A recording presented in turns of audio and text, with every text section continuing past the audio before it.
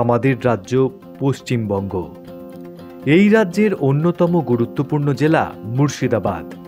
সদর মুর্শিদাবাদ শহরও রাজ্যের অন্যতম পর্যটন কেন্দ্র। সাবেক নবাবী তালুক মুর্শিদাবাদে রয়েছে নবাব ও তৎকালীন জমিদারদের একাধিক স্থাপত্য ও ভাস্কর্য নিদর্শন। নবাবের শহরের দর্শনীয় স্থানগুলি ঘুরে দেখতে প্রায় সারা বছরই পর্যটকদের আনাগোনা লেগেই থাকে। পর্যটকদের দর্শনীয় স্থানগুলি ঘুরিয়ে দেখানোর জন্য রয়েছে নবাবী ইতিহাসের ধারক ও বাহক 2 শতাধিক ঘোড়ায় টানা টাঙা।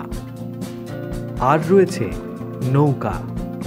নদী পথে নবাবী স্থাপত্যের শ্রেষ্ঠ স্থাপত্য নিদর্শন হাজারদুয়ারি প্যালেস এবং পার্শ্ববর্তী নিউ প্যালেসের নৈসর্গিক দৃশ্য চাক্ষুষ করানোর পাশাপাশি ভাগীরথীর পশ্চিম পাড়ে ঘোষবাগে নিয়ে যাওয়ার জন্য রয়েছে 50টি নৌকা।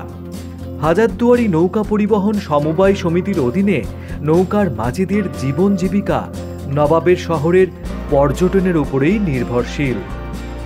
তবে এখন ওরা ভালো নেই। সময়ের সঙ্গে ওদের আর্থিক দুরবস্থা বেড়েই চলেছে। কাজেই নতুন প্রজন্ম আর এই পেশায় আসতে চাইছে না। বরং এই পেশায় যুক্ত বেশ কয়েকজন জীবন জীবিকার তাগিদে বেছে নিয়েছেন অন্য পেশা। যারা রয়ে গিয়েছেন তারা দিনের শেষে কেউ 50 টাকা, কেউ আবার 100 টাকা নিয়ে বাড়ি ফেরেন। এই নৌকা সমিতি তো মোটামুটি 40-এর উপর থেকেই আছে। যখন চা আনা করে পাড়া করা হতো, এখান থেকে খোলবাগ মুচি নিয়ে যাওয়া হতো গুণ টানা নৌকা করে, তখন থেকে চা আনা পয়সায় আপ ডাউন করা হতো। এখন 50 টাকা আপ ডাউন করা হচ্ছে, কিন্তু তখনকার দিনে যদি চা আনা করে নিয়ে যেও 5 কেজি চালের পয়সা করেছি। আর এখন 50 টাকা করেও একদিন পর একদিন ভিক্ষা করে খেতে হচ্ছে। যত দিন যাচ্ছে তত মুর্শিদাবাদের লোক কমে যাচ্ছে। হাজারদুয়ারি এলাকায় লোকই নাই।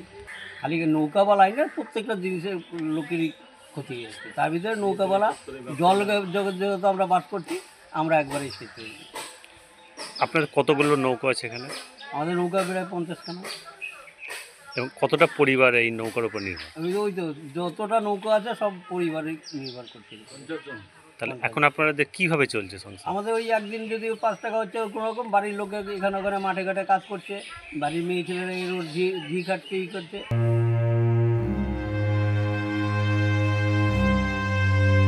তাহলে কি হবে এই মাঝিদের ভবিষ্যৎ? উঠছে একাধিক প্রশ্ন।